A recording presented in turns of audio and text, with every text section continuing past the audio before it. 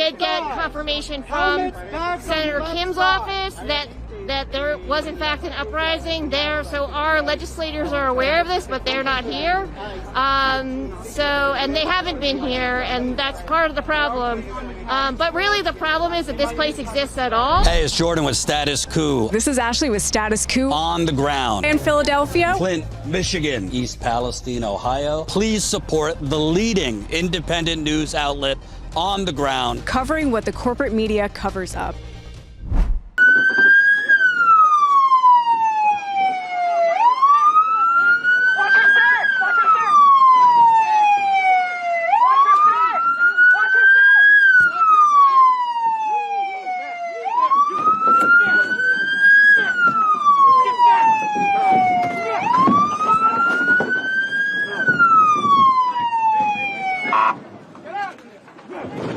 All right, pepper spray was deployed.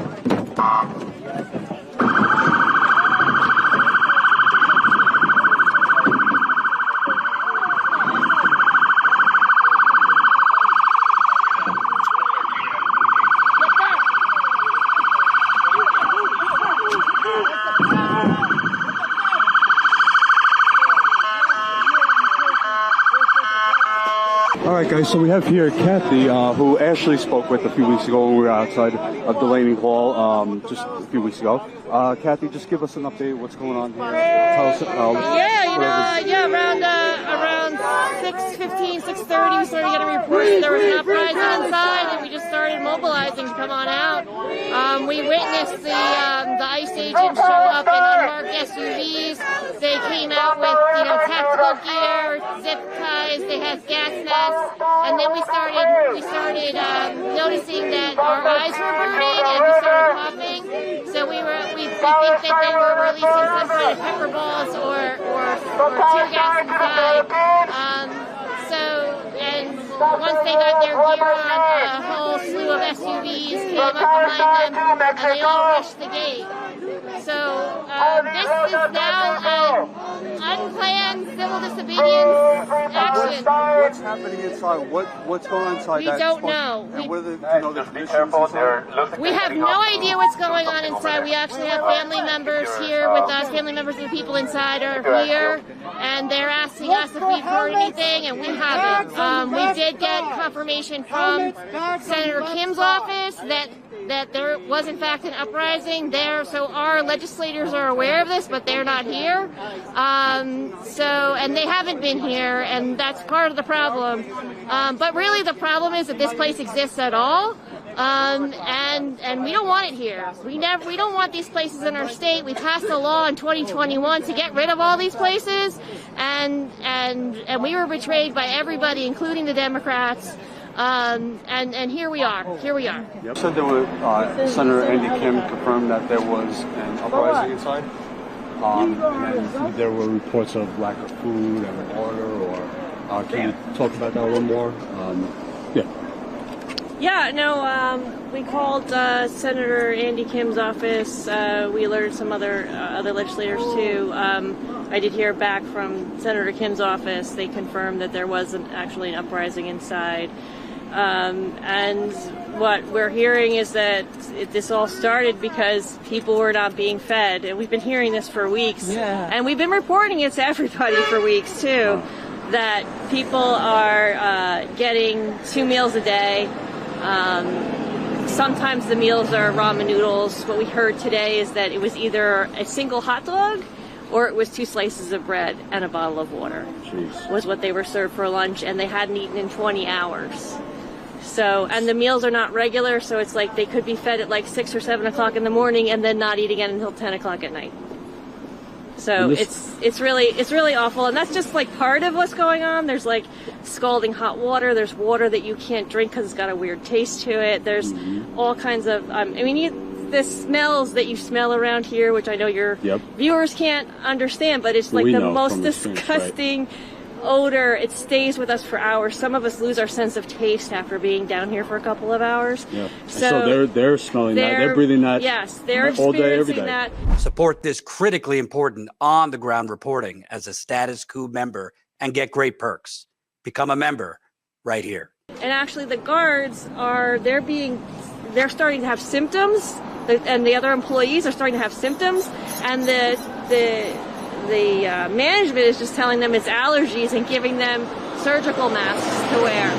So, I mean, you need a KN95 to deal with what's going on down here. Even that's not enough. And it's on the toxic waste site. That's right.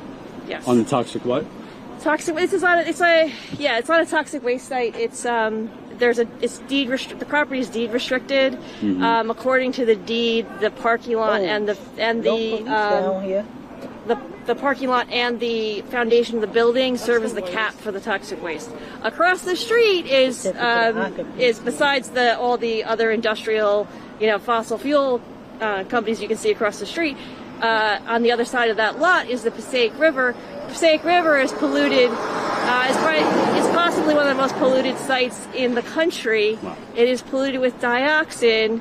There's the Diamond Chemical plant down the street that produced Agent Orange during the Vietnam War and has just deposited itself across the street. So the next time we had a hurricane and there's floods, that's going to come up here. This shouldn't be here. This shouldn't be here. People shouldn't be living here. The zoning regulations for this area are that nobody can live here. Mm-hmm. But we have a jail down here and we have an ICE detention center here. Neither of which should be. Neither of which should be here. They never should have been allowed to build these things here, and they should shut them down now. Absolutely. Thank you very much. Thank you for updating us. Thank you.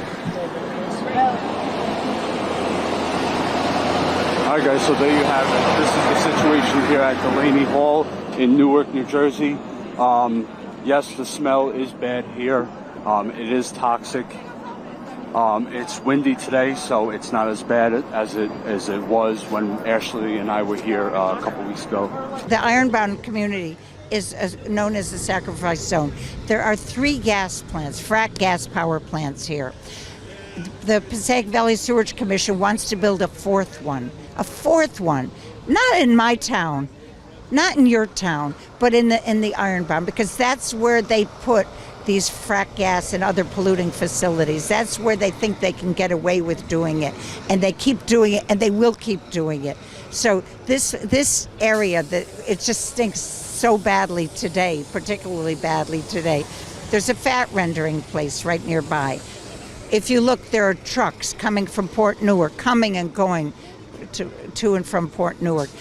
The planes, every minute there's a plane coming from Liberty Airport, unless it's shut down because of what Trump's doing. There are so many sacrifice zones across the U.S. We've covered a lot of them at Status Coup, and it's always, like here in Newark, it is the most vulnerable population, the most vulnerable communities within our society that usually are subject to living in these sacrifice zones. Absolutely.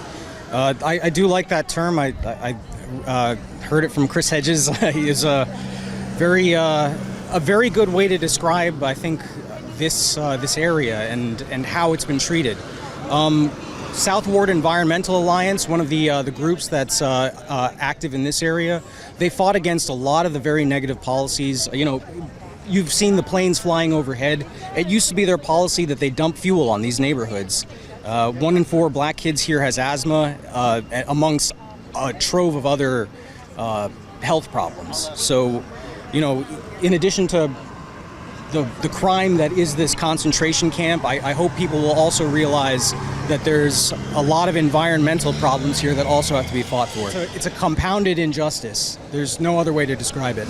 I mean, we were seeing in February there were tons and tons of trucks here doing work. So out and like as Mayor Baraka was saying, they had no permits for anything, and then. There was also, you go down there was tons and tons of pallets that obviously they were bringing things in on pallets, and there's ladders and there's paint buckets. So they're still doing work inside, and that's what we hear from people who've been inside. They still have people who've been inside who are saying there's just stuff everywhere. There's boxes and things in hallways and. Potentially blocking doors. So they were not ready to open. And we're concerned that the facility, when it was operating as a halfway house, Essex County commissioned a study, and they were allowed inside, right, and did a whole audit of all the processes inside the jail when it was running as a halfway house. And they found that there was exposed wiring in the jails inside of the facility. They found that there were like mop buckets laying around in places that that was unsafe and unsecured, fire extinguishers, but generally things that needed to be addressed.